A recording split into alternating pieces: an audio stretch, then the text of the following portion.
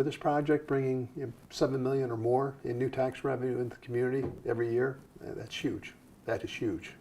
One of the communities in Maine most affected by the clean energy corridor is the city of Lewiston. We'll talk with Linc Jeffers, who's the Director of Community and Economic Development and an avid outdoorsman, next on Clearing the Air.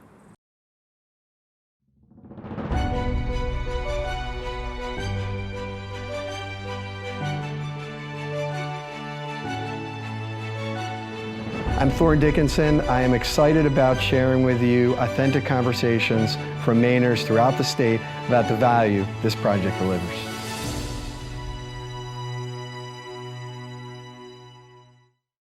When I was thinking about today's episode, Linc Jeffers was high on my list of people to talk to. And not only is that because he recognized the importance that the tax revenues that will come from this project will mean for the city of Lewiston, but he also spoke very passionately, both about his own professional opinion, but also in a much more personal perspective. You know, really early on, I heard about the project, and it's one of those things that for the work I do with the city, tax base is enormous. My mantra is jobs, investment, taxes. So this project was great for me professionally to see it come together, but it's great for me personally as well. I mean, I truly think we've got to change our way of doing business. I think it's just critical that we preserve our environment, and fossil fuel burning puts that at risk. Tend to have a pretty liberal cohort of friends and tend to be environmentalists. We're all cut from similar cloth. And I talked to them, and they're like, usually it was like a light bulb went on. We got to broaden this conversation. Well, we need to do something about climate change. Same old just isn't going to cut it going forward. We need to make a difference. And this is a project that certainly the benefits outweigh the negative impacts. So the city of Lewiston has experienced a rebirth and revival over the last decade. And Linc Jeffers is really confident that this project will help solidify Lewiston's future. The downtown's getting vital again. We're seeing more restaurants, more people living downtown, but nevertheless the cost of services is high, and to get a shot in the arm of $7 million in new tax revenue every year, that's enormous. Typically, if you have, in my line of work, if you have a $40 or $50 million increase in your assessed valuation any given year, that's pretty good. So to get, I think just the converter station alone is $250 million.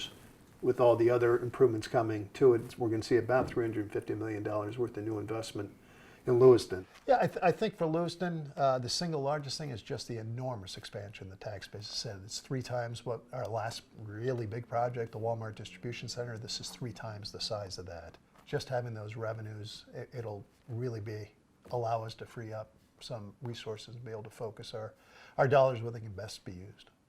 Candidly, I don't see us getting this money and just spending it willy-nilly. I see us really getting this money and using it. I don't see our spending increasing necessarily as much as taking out less debt and making projects move forward. Really making investments in the downtown, really holding the mill rate steady, or perhaps even declining it in those first years when it hits. Out of $1 billion project, $250 million of it will be spent in Lewiston just at the converter station alone. The infrastructure has already been built. The corridor has been here. Larrabee Station with the main power reliability, we really become the backbone, in my estimation, for CMP's delivery of electric service, safe, reliable, redundant. And so it's really building upon that earlier investment in the community. And I really see seeing that investment and the time it'll take to build it will be wonderful for our restaurants, our hotels, the retail, all of that multiplier effect will certainly flow out into the community. Linc doesn't just look at this as an economic benefit associated with the project. He's an avid outdoorsman. And once he really took the time to dig into the project and all the benefits associated with it, not only to Maine, but also to the environment, he became a strong supporter. One of the things that excites me about this project is that I think it's essential. I have always loved the outdoors. I was a ski bum, I was a river guide, and I think we're under true existential threat. If we do not do something about climate change, we absolutely need to do it. So I've always been a supporter of this project, and I sort of smile because as a river guide, We hate hydro. That's terrible. That ruins rivers. That's sort of the mantra that you speak, but I'd like to think I've always had a little broader perspective than just what I'm supposed to think and really think about it. I think with the Hydro-Quebec project, the capacity's there. If we don't use it, it's just going to waste. The damage has been done. And I'd like to think they were responsible when they were developing it and did their best to mitigate any adverse impacts, but nevertheless, they are there, and we really need to use the power that can be generated and use it here. It's going to clear our air. It's going to reduce our dependency on fossil fuels.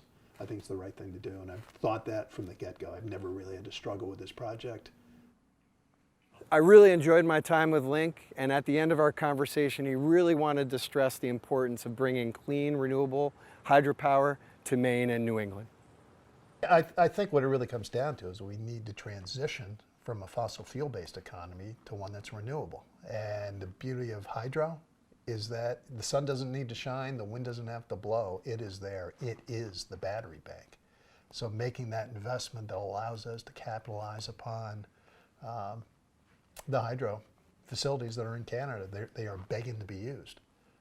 This is a way that we can get it and bring that into New England. And one of the things you often hear is that this is only going to benefit Massachusetts, and my response is nonsense. The tax base, the jobs that are going to come, as well as sort of putting a governor on increases. It's not that when the electricity comes into Lewiston, it's like a straight pipeline only to Massachusetts. When it hits Lewiston, it's part of the New England grid, so we will all of New England will benefit from that deflating effect on the prices.